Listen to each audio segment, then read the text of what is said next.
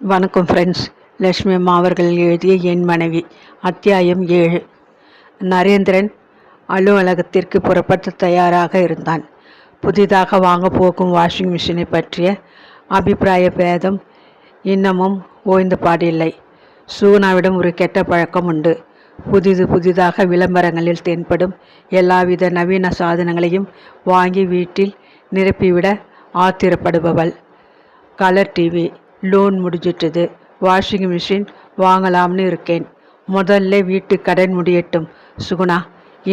மேலே இதுகளை வாங்கி குவிக்கிறதிலே அர்த்தமே இல்லை. மனைவி அடக்க பார்த்தான் நரேந்திரன். நரேன், நான் ஏற்கனவே சொல்லிட்டு வந்துட்டேன், நீ வாங்கித்தான் ஆகணும், இல்லாட்டி எனக்கு மெத்த அவமானம், கோபத்துடன் கூறினாள் சுகுணா. டிவி வாங்கணும்னு இப்போ பாதி நாள் அதை பார்க்க கூட நமக்கு நேரம் இல்லாமல் ஓடிக்கிட்டு இருக்கோம். மேகநாதனுக்கு சிரிப்பு வந்தது. பொழுது போகாமல் வீட்டில் இருப்பவருக்கு டிவி நிகழ்ச்சிகள் உபயோகமாகும் என்பதை இருவருமே எண்ணி பார்க்கவில்லை. ஒரு முறை டிவியை போட்டு அவர் நாடக நிகழ்ச்சி ஒன்றை பார்த்து கொண்டிருந்து விட்டார். சுகுணாவின் முகத்தை பார்க்க வேண்டுமே. ஏற்கனவே தலைவலி மண்டையை பிளக்குது. கண்ட புரோகிராம்களை எல்லாம் பார்த்துக்கிட்டு பட்களை கடித்தாள். ஏன்பா, வயலும் வாழ்வும் முதல் எல்லா நிகழ்ச்சிகளையும் பார்க்கணும்னு நினைக்கிறீங்க? மகன் தன் பங்குக்கு குத்தினான். அவர் வாய் துடித்தது. நாவை கட்டுப்படுத்தியவராக இருந்து விட்டார். அந்த நிகழ்ச்சிக்கு பிறகு டிவியை விரலாலும் தீண்டுவதில்லை. பல சமயங்களில் இரவு 9:30 மேல் மருமகள் டிவியை பெரிதாக வைத்து கொண்டு ரசிப்பாள். அவர்கள் பணம் போட்டு வாங்கியது அனுபவிக்கிறார்கள். அவர் யார் கேட்பதற்கு? இப்போதும் சலவை இயந்திரம் பற்றி மத்தியஸ்தம் செய்ய அவருக்கு என்ன உரிமை இருக்கிறது? அடுத்து பேசினால் அவரிடமே பணம் கேட்டு விடுவாள் சுகுணா. பணம் என்று வந்துவிட்டால் அவளுக்கு மானம் வெட்கம் எதுவுமே பிரச்சனையாக தெரியாது. நல்லவனுக்கு அடையாளம் சொல்லாமல் போவது என்று தீர்மானித்தவராய் வெளியே கிளம்ப வழி தேடிக்கொண்டிருந்தார். கலர் டிவி, வாஷிங் மிஷின், இனி அடுத்தது ஒரு வீடியோவும் தேவைதான். ஊரில் இருக்கிற சினிமா படங்களை பார்க்க வெளியே போக வேண்டாம். அதற்கு பதில் வீட்டிலேயே பெரும் கூட்டம் வரும். இப்போதெல்லாம் அடிக்கடி அவர் வெளியே சாப்பிட நேர்வதால் கையில் கொஞ்சம் பணம் தேவைப்பட்டது. மகனும் மருமகளும் அலுவலகத்திற்கு புறப்பட்டு போன பிறகு பேங்க் வரை நடந்து செல்லலாம் என்று தீர்மானித்து காத்து கொண்டிருந்தார். நரேன், நான் சொல்கிறதை கேளு. முதல்ல அந்த வாஷிங் மிஷினை பாரு, பிறகு நீயே வாங்கிடுன்னு சொல்லுவ, சுகுணா கூறிவிட்டு சம்பாஷணைக்கு முற்றுப்புள்ளி வைத்தாள். இன்னும் 2 நாட்களில் சலவை செய்யும் இயந்திரம் அந்த வீட்டிற்குள் நுழைந்துவிடும் என்பதை அவர் அறிவார். ஆனால் அவரது துணிகளுக்கு அந்த இயந்திரம் இடம் கொடுக்காது. ஏனெனில் அவர் அழுக்கு துணிகளை அணிபவராயிற்று. ஒரு முறை மேகநாதன் அவசரமாக வெளியே சென்று கொண்டிருந்தார். சாதாரணமாகவே அவர் உடை விஷயத்தில் அதிக கவனம் செலுத்தும் ஆசாமி அல்ல. அதிலும் அன்று அவசர நிமித்தம் பணம் எடுத்து வருவதற்காக பேங்க் மூடிவிடும் என்ற பதவியில் கையில் கிடைத்ததை போட்டுக்கொண்டு கிளம்பிவிட்டார். வீடு திரும்பிய பிறகுதான் அவருக்கு தமது ஷர்ட் காலரின் ஓரம் கிழிந்திருந்தது பற்றி தெரிய வந்தது.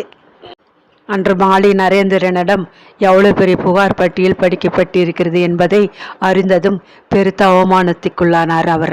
ஏன்பா, எதுக்காக இப்படி காலர் பிசு ஷர்ட்டை போட்டுக்கிட்டு ஊர் சுற்றுறீங்க? மகன் விடுவெடுத்தான். முதல்ல சுகுணா சொன்னா, நானும் கேட்காம இருந்து வந்தேன். இப்போ கண்ணாலேயே பார்த்துட்ட பிறகுதான் உண்மைன்னு நம்புறேன். நல்லா உடுத்திக்க கூடாது, எதுக்கு இப்படி வேஷம் போடுறீங்க? கடுமையாக பேசினான். அவர் மேலே சிரித்து விட்டு, காலர் கிழிஞ்சது தானேப்பா, எனக்கு எதுக்கு இனிமே இந்த அலங்காரம் எல்லாம் என்றார் பொதுவாக. என்ன இருந்தாலும் நீங்கள் செஞ்சது தப்பு தான். பொறுப்பான பதவியில் இருக்கிறாரு உங்கள் மகன். நான் ஒருத்தி இருக்கேன். உங்களுக்கு நல்ல ஷர்ட் வாங்கி தராமல் இருந்துட்டோம்னு கெட்ட பெயர் வாங்கி தரணும்னு செய்திருப்பீங்க. சுகுணா வெடித்தாள். மேகநாதன் தாடை இறுகி வார்த்தைகளை விழுங்கி கொண்டார். ஊருக்காக பால் குடிப்பவர்கள் இவர்கள், தன் உடம்பிற்காக பால் குடிக்காதவர்கள். அப்படிப்பட்டவர்களிடம் பேசி பயன் என்ன? அந்த சம்பவத்திற்கு பின்னரும் சுகுணா அடிக்கடி அவரிடம் குற்றம் காண துவங்கியிருந்தாள். உங்கள் அப்பாவை அந்த பானிபூரி கடைக்கிட்டே பார்த்தாலாம். என் ஆஃபீஸ் தொழில் லீலா. தள்ளுவண்டியில் வியாபாரம் செய்துக்கிட்டு போகிறவங்க கடை. நடைபாதையில் நின்றுக்கிட்டு இவருக்கு வாங்கி தின்ன வேண்டிய அவசியம் என்ன? மகனுக்கு தந்தை பேரில் சீனம் பொங்கியதில் வியப்பில்லை. எதுக்கப்பா இப்படி செய்றீங்க? தலையில் அடித்து கொண்டான். உன் மனைவி வீட்டு சாமான்களை அளந்து வைக்கிறாள். நான் சமையல் செய்தாலும் அளந்து கொடுத்து விட்டு ஸ்டோர் ரூமை பூட்டி பீரோ சாவியை கொத்தி கைப்பையில் போட்டுக்கொண்டு போய்விடுகிறாள் என்ற உண்மையை புட்டு வைக்க அவர் மனம் விரும்பவில்லை. சேற்றில் கல் எறிந்தால் தம் முகத்தில் தானே தெரிக்கும். சுகுணா அழுத ஆகாத்தியம் செய்து தன் கட்சியை ஜெயித்து கொண்டு விடுவாள். மேகநாதன் எதற்காக சேற்றை பூசிக்கொள்ள வேண்டும்? வழக்கம் போல மருமகளுக்கும் மகனுக்கும் டிஃபன் டப்பாக்களை எடுத்து பையில் போட்டார். கையில் குடை இருக்கட்டும், ஏன்னா திடீர்னு மழை வந்துடுது பாரு என்று உபசரித்தார்.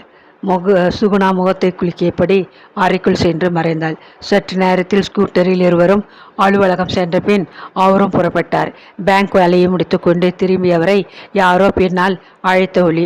சட்டென்னு நின்றார் சுந்தரம். உன்னை தேடிக்கிட்டு வீடு வரை போனேன். மூச்சு வாங்கியது அவருக்கு. நீ போட்ட பிளானின்படி ஒரு சின்ன வீடு ஏற்பாடு செய்தலாம். நிதானமாய் பேசு இரு என தயங்கியவர் நிமிர்ந்தார். எதிரே நின்று ரெஸ்டாரண்ட் பலகை கண்ணில் பட, வா காஃபி டிஃபன் சாப்பிட்டபடி பேசுவோம் என்றார். ஹோட்டலின் குடும்ப அறை பகுதிக்குள் நண்பர்கள் இருவரும் சென்று அமர்ந்தனர். மசால் தோசை, இட்லி, வடை என்று தாராளமாக ஆர்டர் கொடுத்துவிட்டு பேச்சை துவக்கினார் சுந்தரம். தாம்பரத்தில் நான் சொன்ன ஆசாமி இருக்கார். நான் விஷயத்தை சொன்னதும் அவர் சரின்னுட்டார். முதல்ல 10,000 ரூபாய் கொடுத்துடணுமாம். மேகநாதன் கவலையுடன் கணக்கு போட்டு கொண்டார். அவரது கையிருப்பிலிருந்து கணிசமான வெட்டு. யோசிக்காத மேகா, இது நயமான இடம். இதை நழுவிட்டால் வாய்ப்பு போயிடும். வேற யாராவது பிடிச்சிடுவாங்க தூண்டினார் சுந்தரம். சரி, நீ ஏற்பாடு செய்த பிறகு நான் மறுப்பு சொல்ல என்ன இருக்கிறது? எதுக்கும் ஒரு நல்ல நாள் பார்த்துடு. உன் மகனுக்கும் மருமகளுக்கும் இழுத்தார் சுந்தரம். இப்போ எதுக்கு அவங்களுக்கு தெரியணும்? சமயம் வரும்போது சொல்லிக்கலாம். தோசையும் இட்லியும் வடையும் அவர்களது சம்பாஷணைக்கு முற்றுப்புள்ளி வைத்தன. அந்த வார விடுமுறை நாளில் சூனாவின் திட்டம் வேறாக இருந்தது. வாஷிங் மிஷின் வாங்கினதை தோழிகளிடம் காட்டி பெருமை எடுத்துக் கொள்வதற்கு சரியான சந்தர்ப்பம். அதே சமயம் வீட்டிலே சினிமா பார்த்தோம் என்ற பெருமையும் கிடைக்கும். முதல் நாள் இரவு மெல்ல கணவனிடம் சொன்னாள், நாளைக்கு நாம வெளியே போக வேணாம். நரேந்திரனுக்கு உண்மையிலே சந்தேகம் வந்துவிட்டது.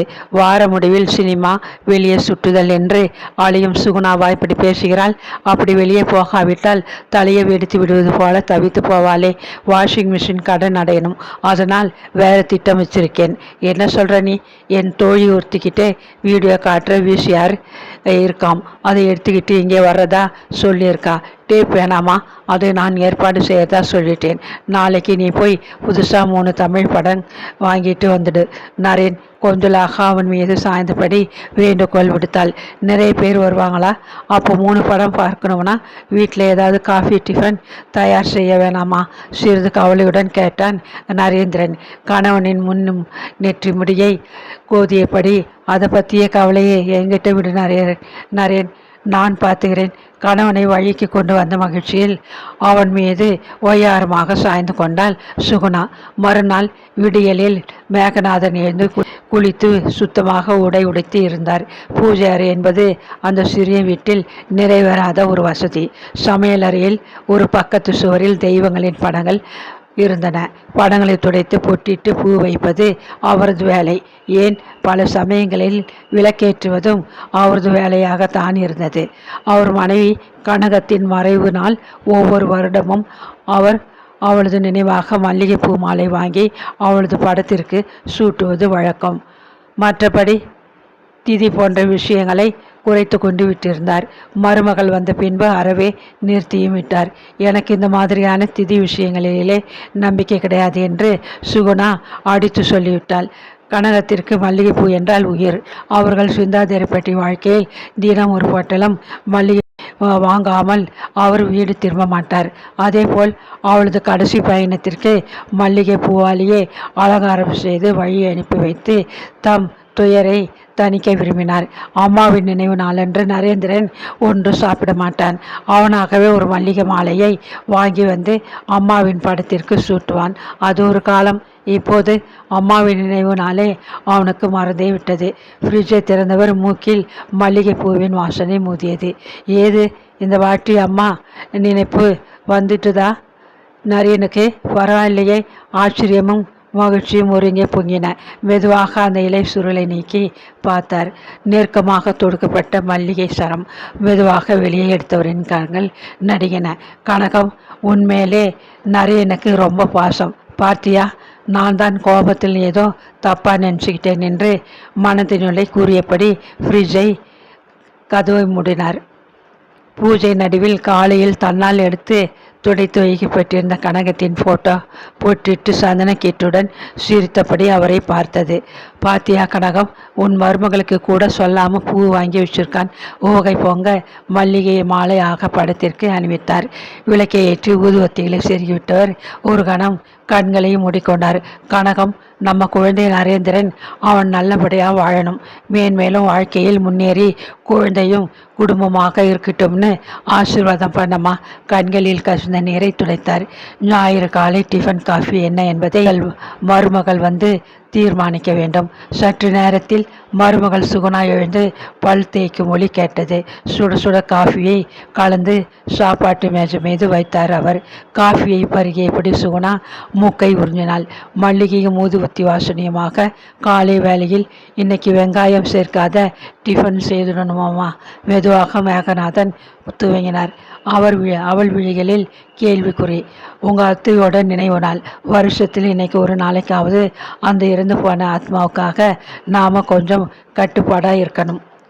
சட்டுன்னு ஏதோ பொறி தட்டியவளை போல எழுந்தாள்.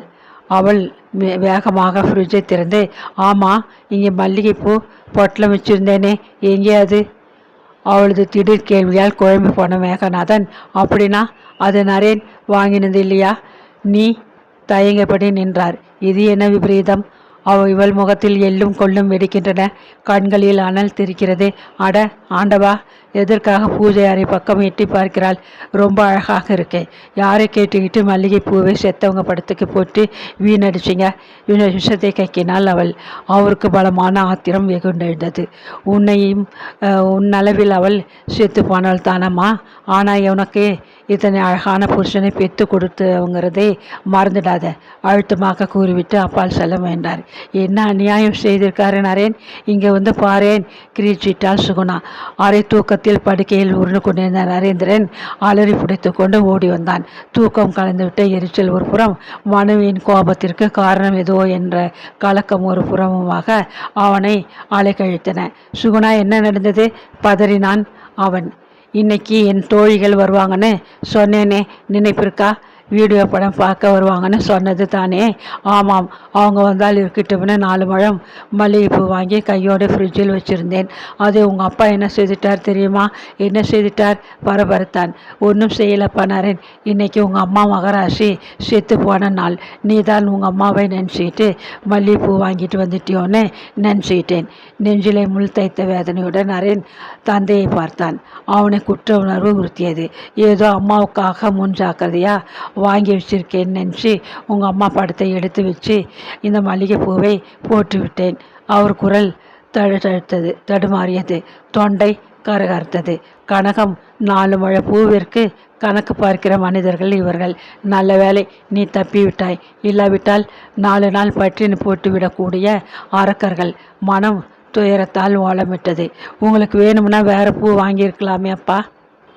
மகனின் சமாதானம் அவருக்கு எரிச்சலை கூட்டியது. கேவலம் 4 முழம் பூ, அதை உபயோகித்து விட்டால் தான் என்ன, வேறு போய் வாங்கி வரலாம் என்று மனைவியிடம் கூற முடியாத மகன் அவரிடம் அல்லவா கேட்கிறான்.